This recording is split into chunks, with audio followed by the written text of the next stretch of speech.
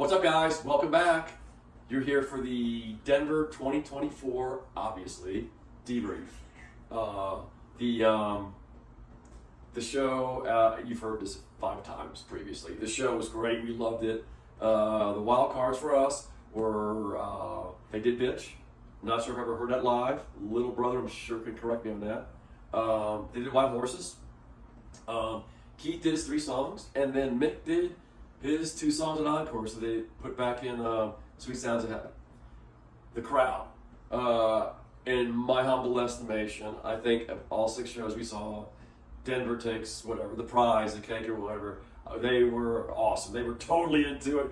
It was a great night, fun night, and tragically, this is our last show. And what am I supposed to say? You can say it. What was the vote? Oh, and the vote song. See, that's why I have this highly paid staff. There's like 13 people back there, man. It's a lot of pressure.